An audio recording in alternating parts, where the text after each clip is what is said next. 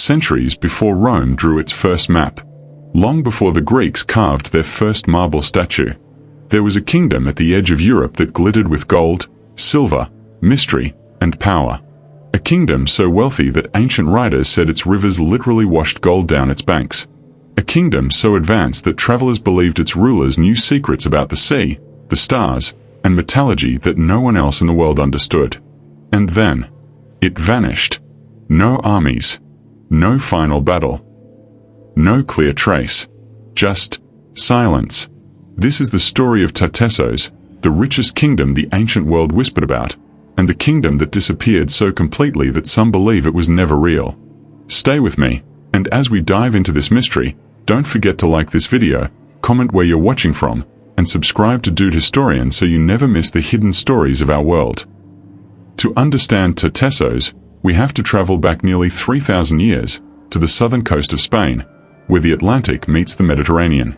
Modern archaeologists call this area Andalusia, but the people who lived here during the 9th to 6th centuries BCE belonged to something far older and far stranger. They were not Phoenicians. They were not Greeks. They were not Egyptians. They were something else entirely. They were the Tartessians, and the ancient writers who described them spoke with a mixture of wonder and confusion.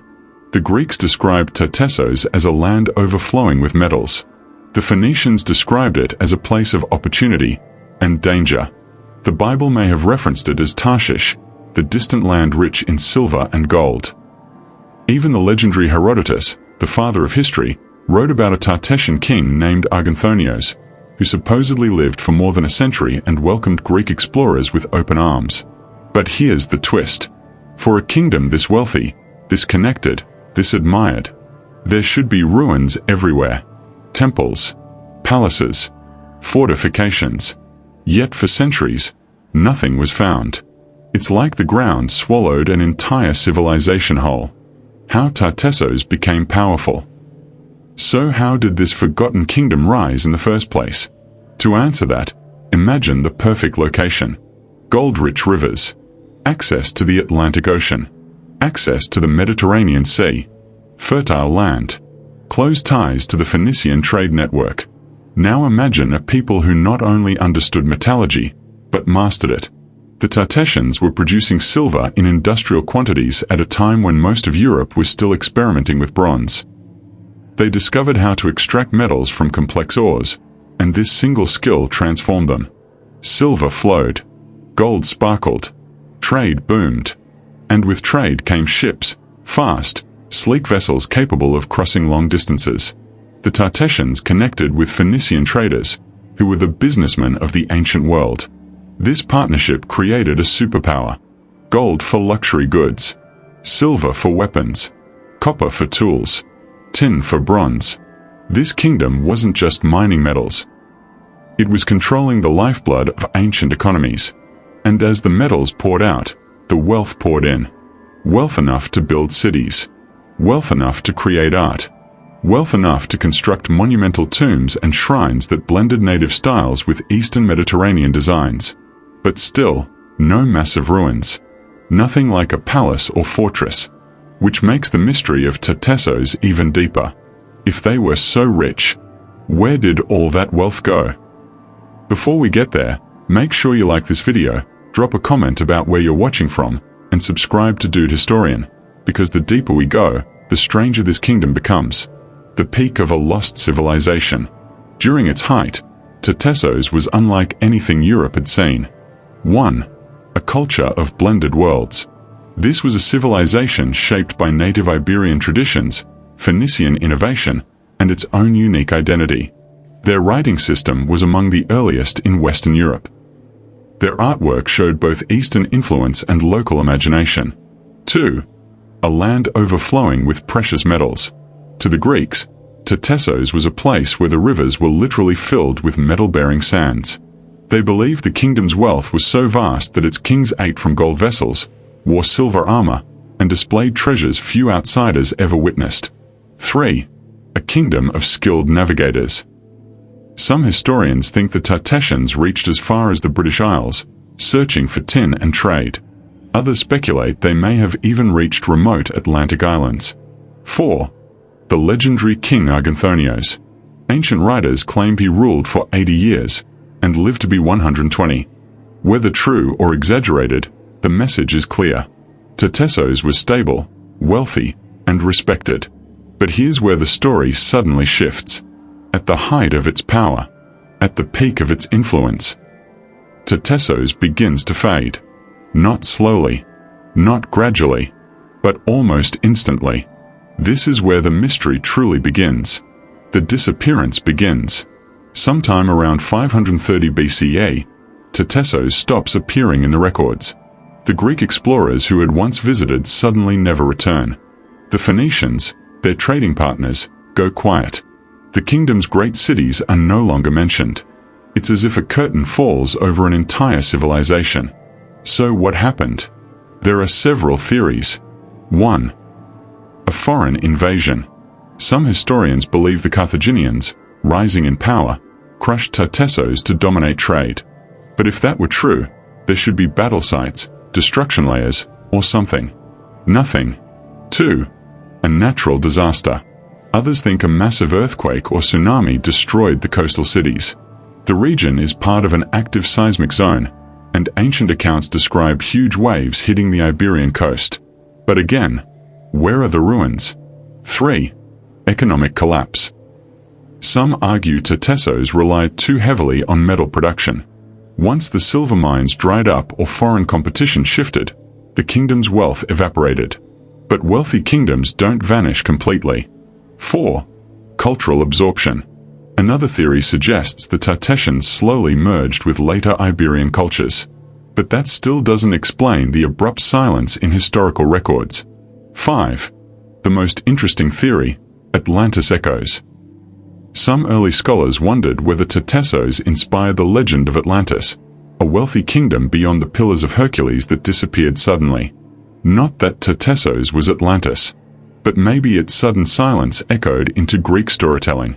Whatever the cause, the effect remains the same. A kingdom that once dazzled the ancient world disappeared so completely that history had to go hunting for it. And the hunt continues today. Picture this scene. The sun rises over the ancient southwestern coast of Iberia. Merchants unload Phoenician ships, Tartessian traders measure silver by the crate, and bronzesmiths hammer out tools that will travel halfway across the Mediterranean. Children run through sandstone streets. Priests burn incense inside temples decorated with gold leaf and sacred animal symbols. The great King Arganthonios, old, wise, and beloved, still receives travelers from distant lands. The kingdom feels eternal.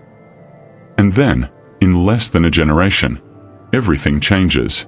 A quiet ending no one expected. No smoke of war. No dramatic announcement. No conquering army marching through the gates. Instead, the change begins subtly. Fewer ships arrive. Some trade route shift. Phoenician allies grow distant.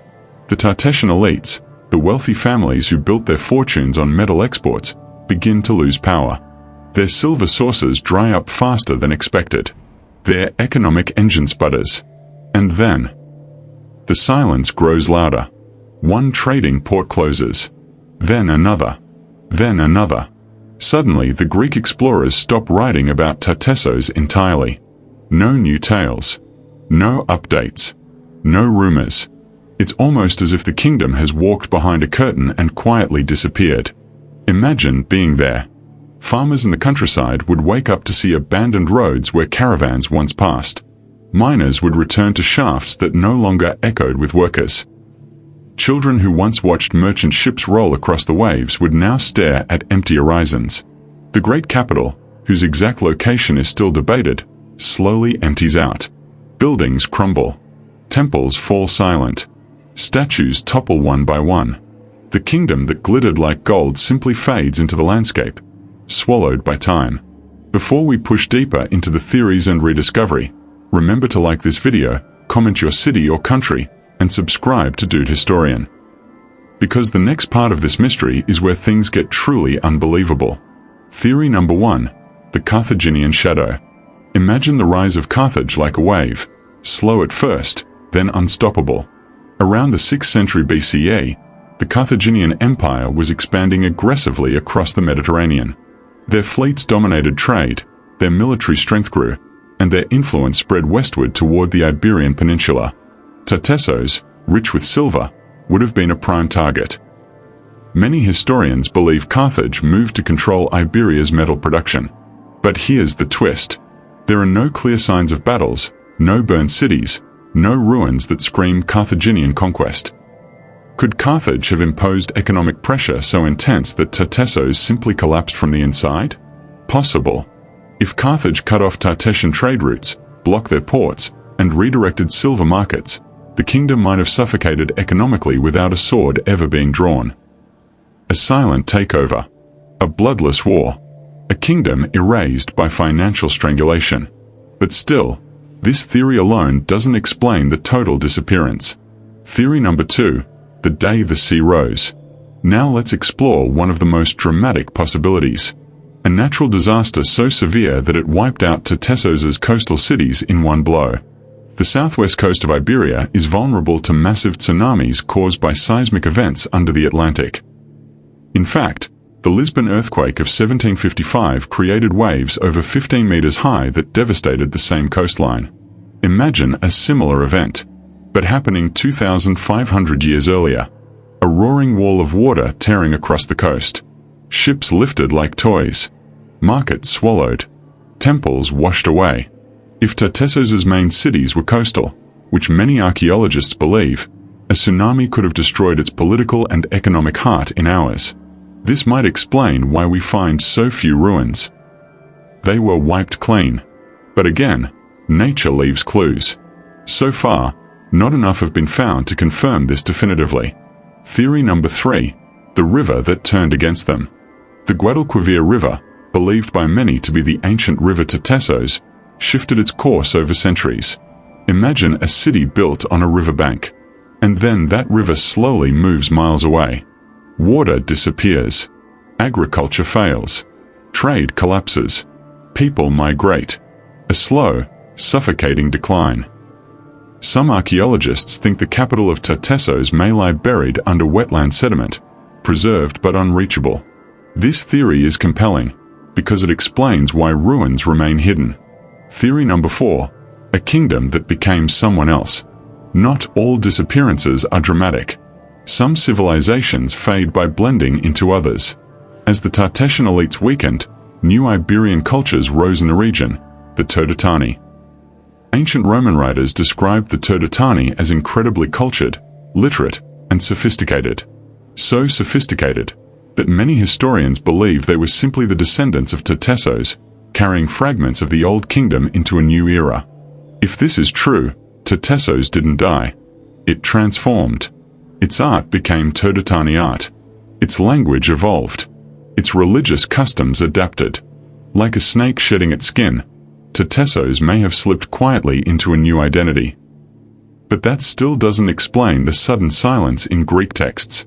Theory number 5, the whisper of Atlantis. Now let's be clear. We are not saying Tartessos was Atlantis. But, and this is the fun part, the similarities are too unusual to ignore. A wealthy kingdom beyond the Pillars of Hercules, modern Gibraltar. A society rich with metals. A sudden disappearance. A reputation carried across the Mediterranean. Some early European scholars speculated that Tartessos might have been one of the inspirations behind Plato's Atlantis story centuries later. Not because it was a magical or mythical place, but because it was real enough, strange enough, and mysterious enough to spark imagination. In history, facts become legends, and legends become myths. Tartessos may be the perfect example. For nearly 2,000 years, Tartessos was nothing more than a rumor, a name buried in old manuscripts. That changed in the 20th and 21st centuries. Archaeologists began uncovering clues that turned whispers into evidence. Discovery number 1, the Lady of El Carambolo. In 1958, construction workers digging near Seville uncovered a hoard of stunning gold jewelry. Necklaces, bracelets, pectorals, decorative plates, pure gold, unmistakably ancient, unlike anything found in nearby cultures. This was the first major sign that a wealthy, metal-rich culture had thrived in the region. And many believed it belonged to Tartessos. Discovery number 2, the silver mines. Archaeologists found massive ancient mining operations in the Rio Tinto region. These mines produced so much silver that ancient writers weren't exaggerating. The land really was overflowing with metal. This matched perfectly with Greek accounts of Tartessos. Discovery number 3, the warrior stele. Large stone slabs decorated with warriors, weapons, and chariots began appearing across southwestern Spain. These were unlike typical Iberian carvings and hinted at a culture with Eastern connections, similar to what we'd expect from Tartessian Phoenician fusion. Discovery number 4, the Casas del Tarunalo site. This is where the story gets wild. In the last decade, archaeologists uncovered a monumental Tartessian building, complete with sculptures, ceremonial objects, animal sacrifices, architectural sophistication previously unseen in Iberian cultures. The sculptures were shockingly detailed. Human faces carved with artistic skill far beyond what historians expected for the region at that time. This discovery shattered old beliefs and proved that Tartessos wasn't just wealthy. It was culturally advanced. Tartessos stepped out of myth and back into history.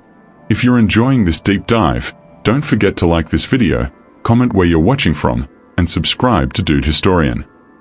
Because the next chapters take us into the daily life, religion, and final legacy of this forgotten empire. To truly understand the mystery of Tartessos, we must step into the lives of the people who once walked its streets. Not kings, not merchants, but ordinary Tartessians. Picture a morning in the heart of the kingdom. The sun rises over rolling hills covered with vines, olive groves, and grazing animals. Women carry baskets of grain to open-air markets. Men prepare wagons filled with metal ingots. Skilled artisans heat furnaces so hot that the air shimmers around them. This was not a primitive society. This was a bustling, organized, culturally rich world. 1. The houses. Most Tartessian homes were built with mud brick walls and wooden beams. Some wealthier families added stone foundations or decorated their walls with painted designs. Interiors were cozy but functional. Low wooden tables, wool blankets, clay lamps, bronze utensils. Simple pottery. But elite families? Their homes were different. They had imported Phoenician ceramics, carved ivory pieces, silver bowls, and maybe even gold ornaments. Their houses were not just homes, they were statements of power. 2. The diet of a lost kingdom. Tartessian cuisine blended local Iberian flavors with Mediterranean imports. A typical table might include barley bread, goat cheese, olives and olive oil, fish and shellfish, figs and grapes, honey, wine, lots of wine. And during festivals, roasted pork, lamb, and exotic spices brought in by Phoenician traders. 3. Clothing and fashion. Imagine colorful wool garments dyed with plants, embroidered with geometric patterns. Men wore tunics and belts, women wore dresses with metal jewelry. Some elites even wore gold plaques sewn into their clothing, a shimmering display of status. 4. Children and education. Children learned their parents' trades, farming, mining, metalwork, or navigation. But something sets Tartessos apart. They had early forms of writing. This means literacy may have existed among priests, nobles, and scribes. Not common folk, but enough to maintain records, prayers, and maybe even laws. 5. The hearts of their cities, workshops. Metalworking was the lifeblood of Tartessos. Their furnaces reached temperatures few ancient cultures could achieve. They extracted copper, silver, gold, and iron with surprising precision. Their methods impressed even their Phoenician partners. Imagine walking into a Tartessian workshop. The heat is overwhelming. Sparks fly. Hammer strikes echo like music. And molten metal, glowing orange, pours into molds that will soon become tools, jewelry, or trade bars. This was the engine of an empire. The gods of a forgotten people. What did the Tartessians believe? We don't have their holy books. We don't have their temples preserved. But from artifacts and regional influences, we can piece together fragments. 1. A blend of worlds. Their gods likely mixed. Indigenous Iberian deities. Phoenician gods. Possibly even Egyptian or Greek influences through trade. One goddess stands out, Astarte, the Phoenician goddess of fertility and war. Her symbols appear in Tartessian artifacts. 2. Sacred animals. Archaeologists found evidence of ritual animal offerings, especially horses and bulls. To Tartessians, these animals symbolized strength, fertility, protection. 3. Monumental rituals. In the site of Casas del Torunulo, archaeologists uncovered one of the largest ritual sacrifice events ever documented in Western Europe. Dozens of horses, cattle, pigs, carefully arranged, not slaughtered randomly. This was not barbaric. It was ceremonial, almost theatrical. The precision suggests a highly organized priesthood, one with knowledge of calendar cycles, lunar events, and agricultural timing. 4. The afterlife. Their burial goods, gold jewelry, weapons, decorated urns, suggest a belief that the dead carried their wealth with them. This mirrors the ideas of Egypt, Mycenae, and Phoenicia. Tartessos might have believed their kings became ancestors who guided the living. Tartessos was not isolated. It was connected, powerfully connected, to the ancient world. 1. River kings. The Guadalquivir River was their highway. Ships carried silver upriver to the coast and brought in goods from across the sea. 2. Ocean explorers. Some historians believe Tartessian sailors reached Brittany, the British Isles, possibly even the Canary Islands. Why? Tin. Tin was rare but essential for bronze, and Britain's tin mines were legendary. If the Tartessians sailed there, they were among the earliest long-distance maritime traders in Europe. 3. Shipbuilding expertise. Phoenician influence helped Tartessians build fast, maneuverable vessels. High prows, reinforced hulls, double paddles or sails. Their ships were the ancient equivalent of sports cars. The holy grail of archaeology. The biggest mystery remains. Where was the capital of Tartessos?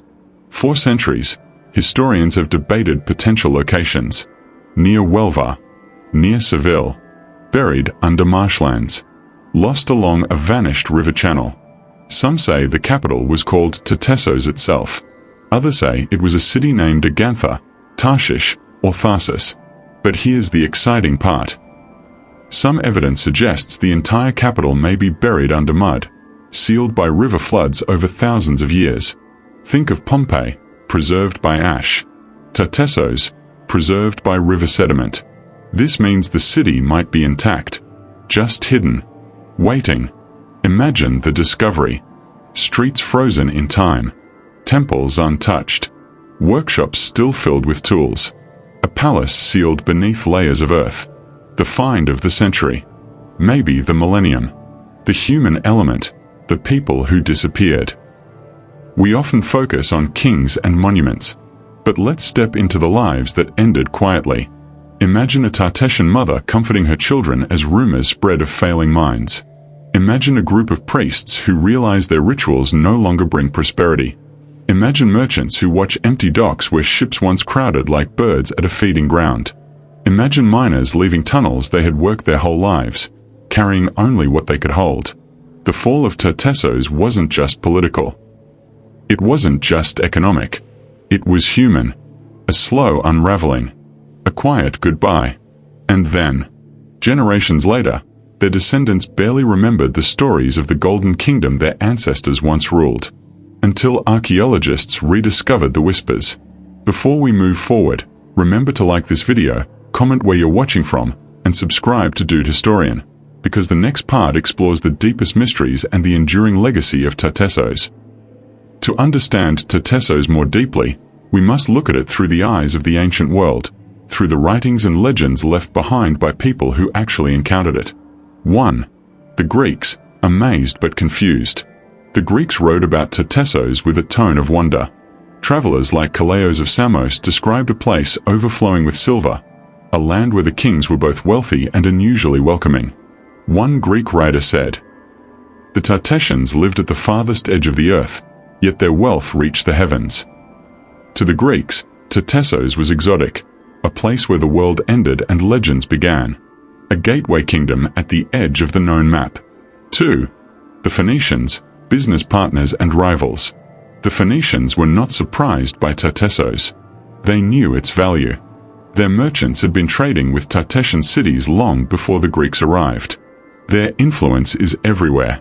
Pottery styles, art motifs, metalworking techniques, religious symbols. But the Phoenicians were also aggressive strategists. They wanted control of the Western Mediterranean. So when Carthage, a Phoenician colony, rose to power, Tartessos suddenly found itself overshadowed by a much stronger force.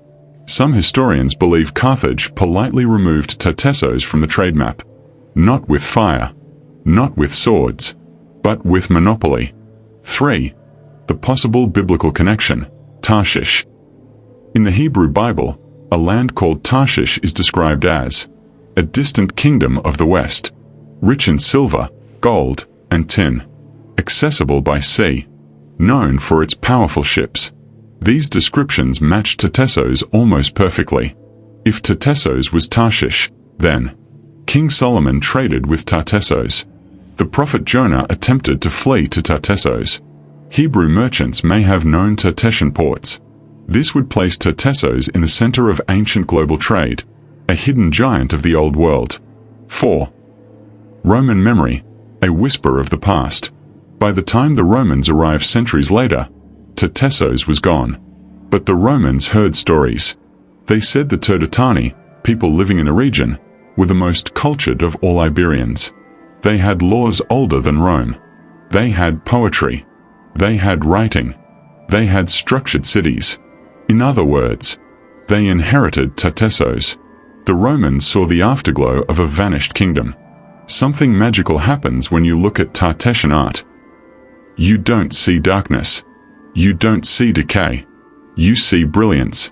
Even though the civilization vanished, their artwork shines like a message from the past. 1. Goldwork beyond its time. The treasures of El Carambolo show craftsmanship equal to or better than many Eastern cultures of the same era. Gold plates shaped like leaves. Intricate geometric designs. Neck pieces with impossible precision. This wasn't beginner-level goldwork. This was mastery. 2. Statues with Eastern souls. New archaeological finds reveal statues with facial expressions and artistic details not seen anywhere else in ancient Iberia. The statues show elaborate hairstyles, Mediterranean facial features, clothing influenced by Eastern cultures, artistic techniques far ahead of their time. These statues shocked the academic world. They proved that Tartessos wasn't a rumor. It was a powerhouse of artistic innovation. 3. The warrior stele, a forgotten script in stone. Across southwestern Spain, large stones engraved with warriors appear like silent memorials. They depict swords, shields, chariots, jewelry, ritual symbols. They do not match typical Iberian art. They are considered a unique language of symbols. Some believe these represent noble families. Others think they are territorial markers.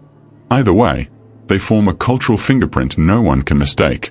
Few things excite historians more than a lost language. And Tartessos has one. 1. The Tartessian script. It is one of the earliest writing systems in Western Europe. A hybrid of Phoenician influence, indigenous Iberian symbols. The inscriptions found on pottery, plaques, and stones show a structured writing system, but we cannot fully read it. Imagine a civilization speaking to us across time, but their language is locked behind a door with no key. 2. What we know. Scholars believe Tartessian was a fully developed language, possibly non-Indo-European, older than Latin, rich enough to allow legal or religious writing.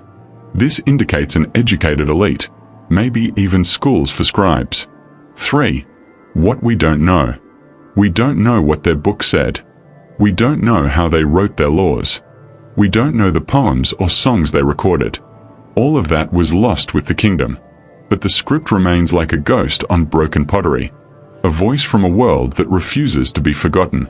Before we move into the most intense section, the archaeological hunt for the capital, remember to like this video, drop a comment telling us where you're watching from, and subscribe to Dude Historian so this mystery reaches more people. The greatest archaeological hunt, finding the capital of Tartessos. No mystery in Iberian history is bigger. Not the lost mines. Not the vanished kings. Not even the disappearance. The single biggest question is, where was the heart of Tartessos? Archaeologists have spent decades searching, and three main theories dominate the debate. Theory A: the capital lies beneath modern Huelva. This theory argues the city lies under a modern urban area, which means it may never be fully excavated.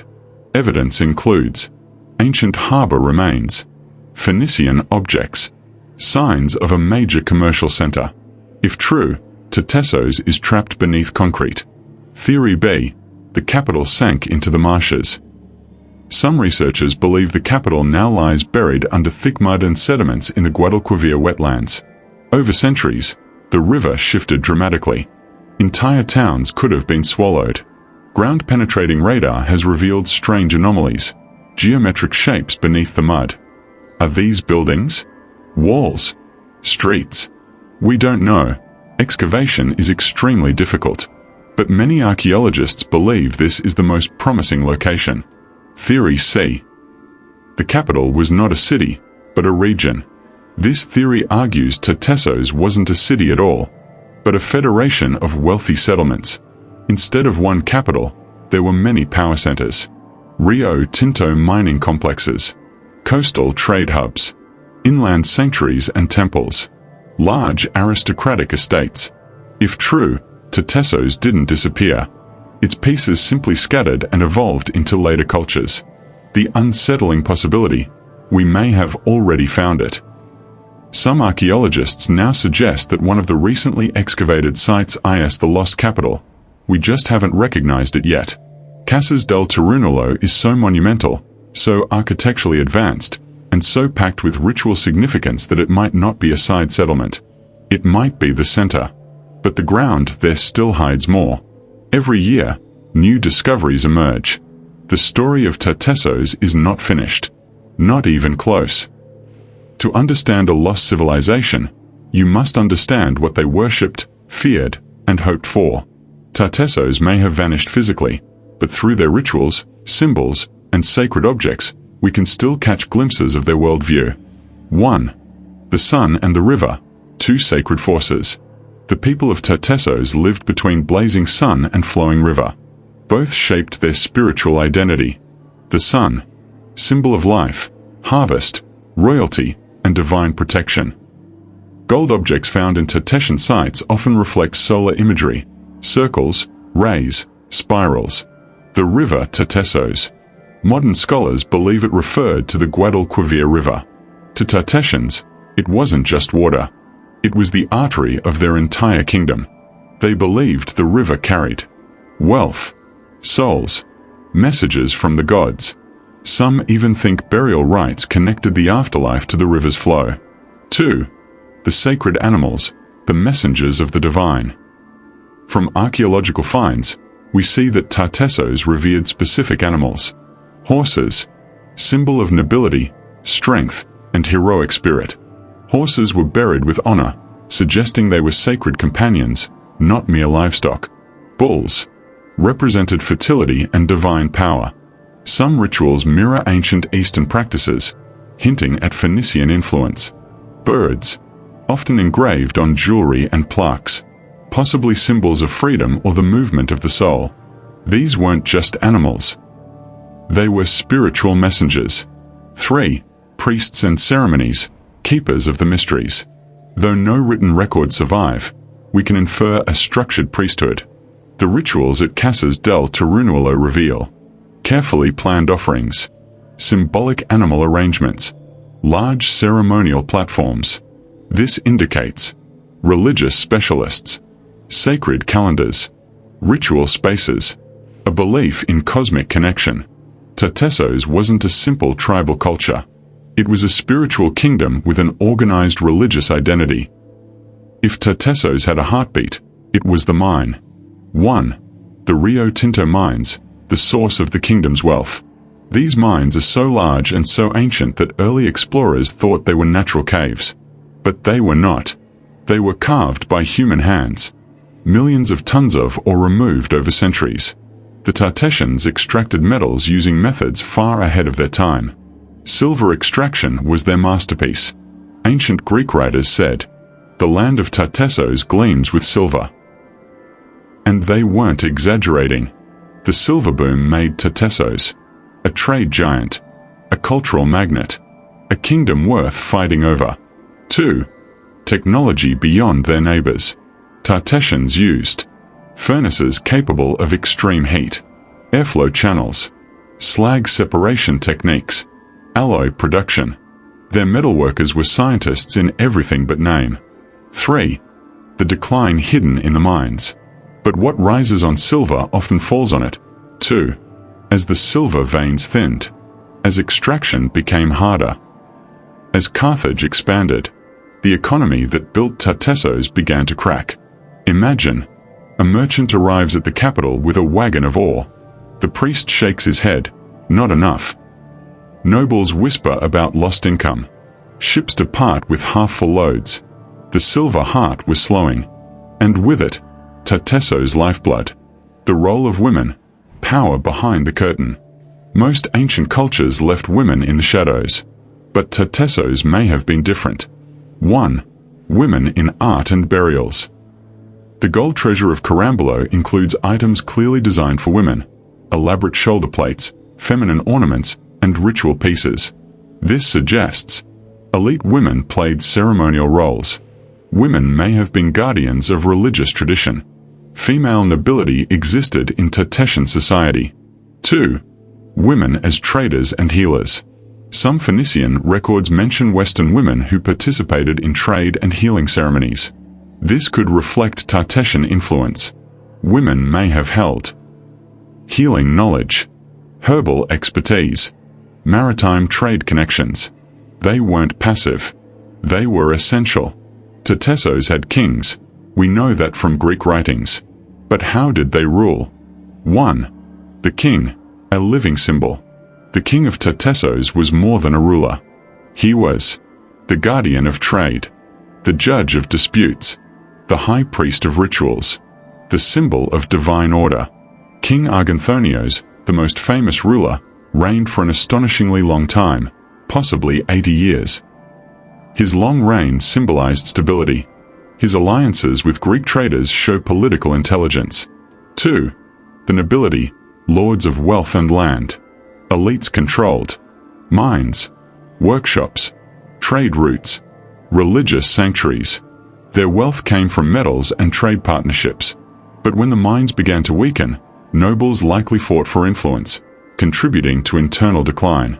3. The council, the quiet power in the shadows. Some scholars think Tartessos had a council of elders or nobles who influenced laws and diplomacy. A Greek traveler once wrote, "The king of Tartessos speaks, but many ears guide his words." A poetic way of saying, the elites held real power. The beginning of the end. Pressures from all sides. By this point in the documentary, we have built a living picture of Tartessos. Now the strings begin to pull tight. 1. Carthaginian expansion. Carthage wanted control of the western Mediterranean. They controlled North African ports, major trade routes, naval superiority. For Tartessos, this was a threat. Carthage didn't need to invade.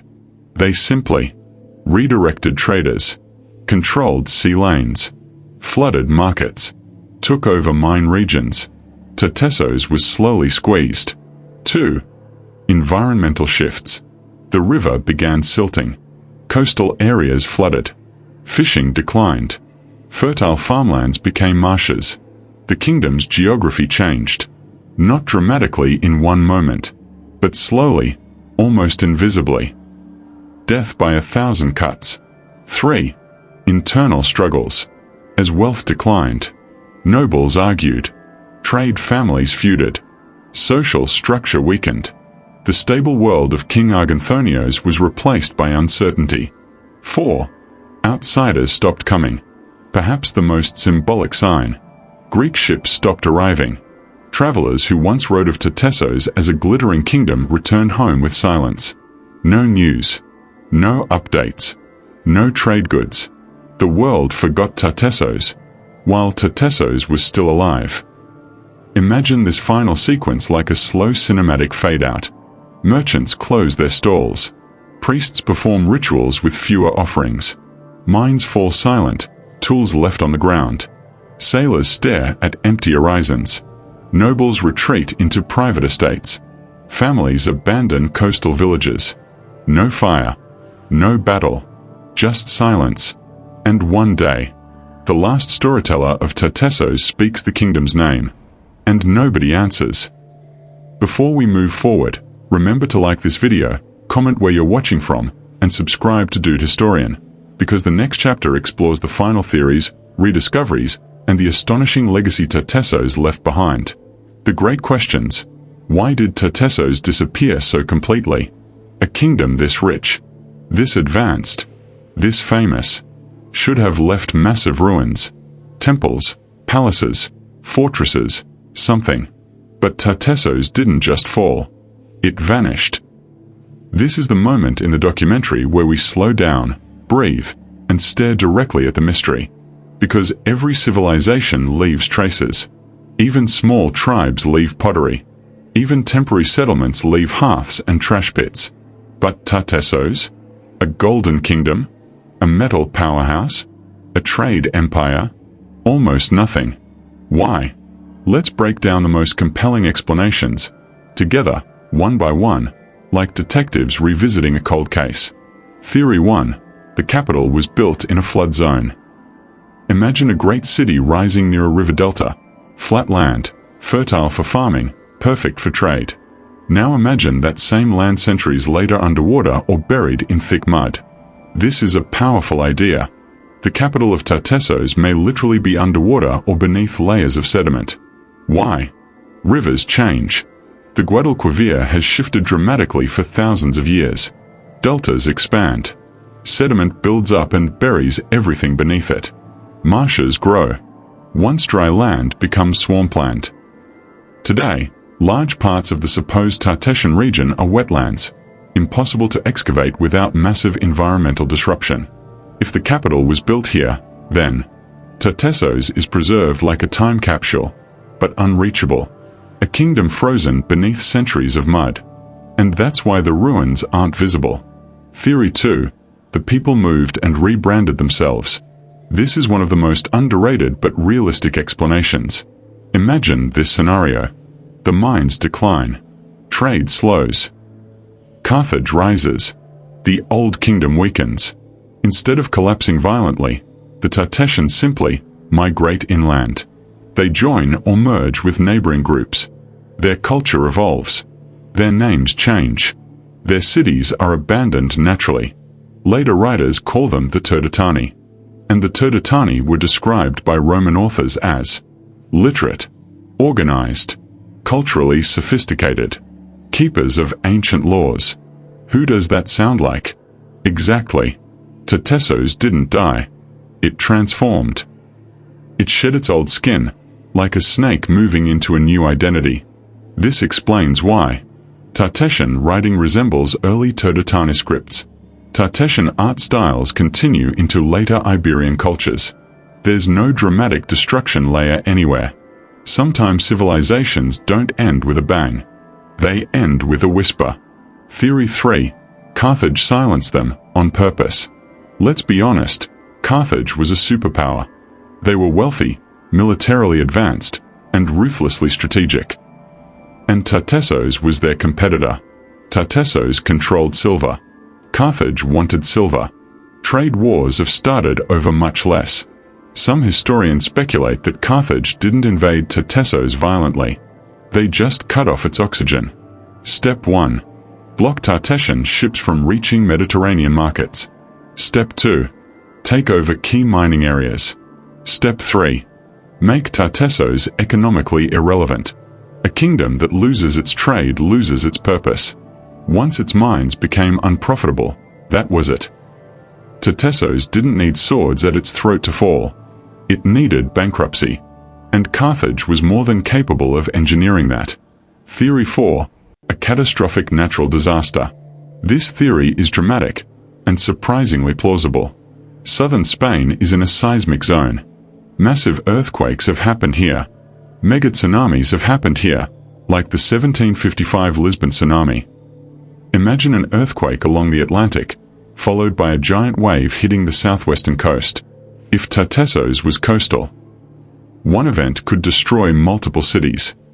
A tsunami could wash away wooden structures, collapse mud brick homes, scatter precious objects, shift the coastline, drown urban centers, cover everything in sand and silt. This would leave behind little visible evidence after 2,500 years. Some researchers argue this explains the abrupt disappearance from records, the lack of ruins, the sudden stop in trade, the silence of Greek travelers. One devastating day, and Tartessos could have vanished. Theory 5, the most unsettling one. What if Tartessos left fewer ruins because Tartessos built differently? Some archaeologists believe Tartessos relied heavily on wood, clay, mud brick, organic roofing, perishable materials. Meanwhile, the Phoenicians, Greeks, and Egyptians used stone, marble, lime mortar. Stone survives. Wood disappears. Clay dissolves. Mud brick erodes. If Tartessos didn't build in stone, then 95% of their architecture would vanish within centuries. This is why African, Arabian, and early Iberian kingdoms often leave few traces. Their building materials fade back into the earth.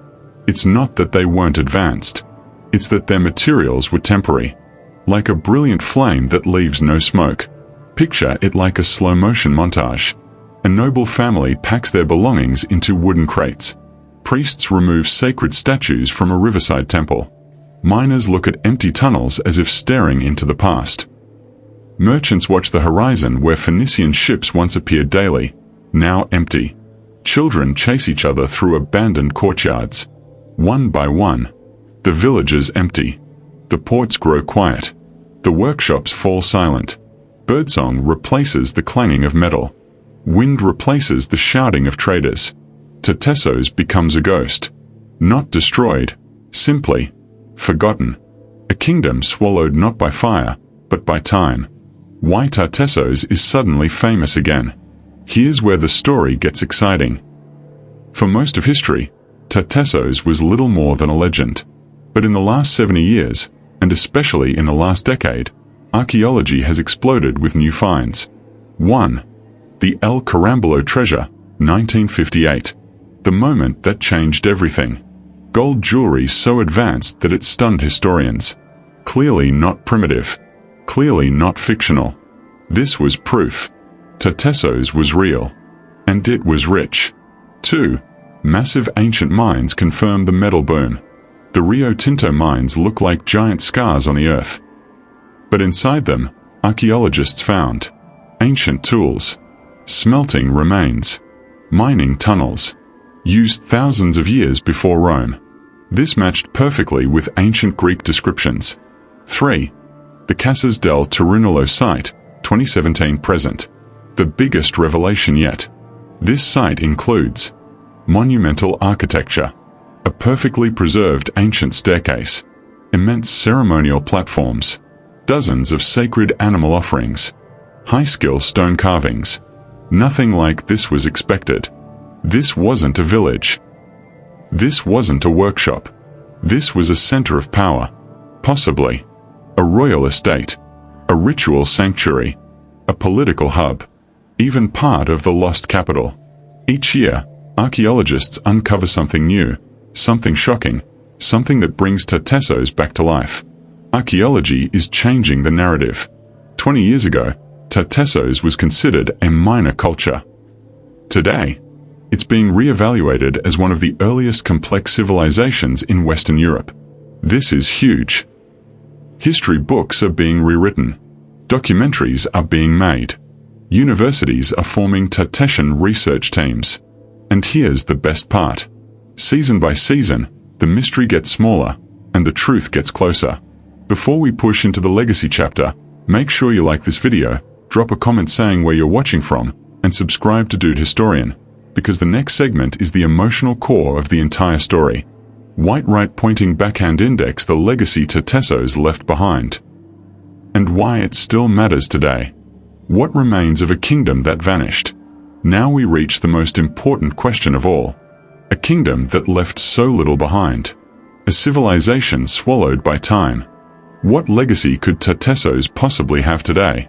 More than you think. Much more. Because even though Tartessos disappeared physically, it never disappeared culturally. The echoes of this kingdom still shape southern Spain, and even parts of the world, thousands of years later. Let's explore how. 1. The cultural DNA of southern Spain. You can still feel Tartessos in Andalusian music, gypsy rhythms, flamenco tones, local myths, traditional symbols, ancient place names. The fusion of native Iberian and Phoenician culture that Tartessos pioneered became the foundation of a unique identity that survived long after the kingdom itself vanished. Even the region's obsession with gold, silver jewelry, and elaborate metal ornaments? That begins with Tartessos. Andalusia's ancient soul is Tartessian. 2. The first chapter of Western European civilization. For decades, historians look to Greece and Rome as the roots of European civilization. But Tartessos forces us to rethink that. Because Tartessos had writing before much of Europe, had trade networks spanning continents, produced metal on an industrial scale, built monumental architecture, developed unique religious practices, created advanced art and sculpture. This wasn't a footnote. This wasn't a side story. This was one of Europe's first complex civilizations. When people say Europe began with the Greeks, Tartessos quietly raises its hand. 3. The mystery that inspired adventurers, historians, and dreamers. Every generation needs a mystery. Atlantis, El Dorado, lost Lemuria, the 7 cities of gold. And for Spain, the great national mystery is Tartessos. For hundreds of years, poets, scholars, explorers, and philosophers tried to find it. Some built theories. Some followed legends. Some chased clues through marshlands and ancient texts. Tartessos became a symbol of hidden greatness, lost knowledge, the fragility of civilizations. A reminder that even powerful kingdoms can disappear, leaving only whispers behind. 4. The reinterpretation of ancient history. Here's something incredible. Tartessos is actively changing the way archaeologists understand the entire ancient Mediterranean. Why? Because Tartessos proves that trade extended farther than previously thought. Technology spread earlier than expected. Western Europe was not primitive. Innovation wasn't limited to Greece or Egypt. Economic networks were global long before globalization. The existence of Tartessos pushes the boundaries of what historians thought was possible in the 8th to 6th centuries BCE. It forces us to redraw maps, not of geography, but of understanding. 5. The modern search. We are living in the discovery era. Unlike many ancient mysteries, Tartessos is not finished. This isn't a closed book. This isn't a solved puzzle. We are living in the golden age of Tartessian discovery. Right now, as you watch this, archaeologists are digging, scanning, mapping, analyzing, piecing together clues. New finds come every year. One excavation uncovered Tartessian statues with human faces that shocked the entire academic world. Another revealed ceremonial halls unlike anything seen in ancient Iberia. Satellite imaging is currently being used to locate potential submerged settlements. We are not looking at a mystery that died. We are looking at a mystery being born again. And why are you, watching this documentary, are living at the exact moment history is being rewritten. 6. The lesson of Tartessos, the fragility of greatness. Every empire falls. Every kingdom fades. Every civilization eventually becomes dust. But Tartessos teaches a deeper lesson. Greatness does not guarantee memory. You can be wealthy. You can be powerful. You can be admired by the world, and still vanish, if your story is not preserved. The true legacy of Tartessos is not the gold. It's not the mines. It's not the lost capital. It's the reminder that human achievement can disappear, not because it wasn't magnificent, but because time is unforgiving. That is why historians exist. That is why this channel exists. That is why you are watching this video. To remember the forgotten. To rediscover the invisible. To give voice to the silent civilizations buried beneath our feet.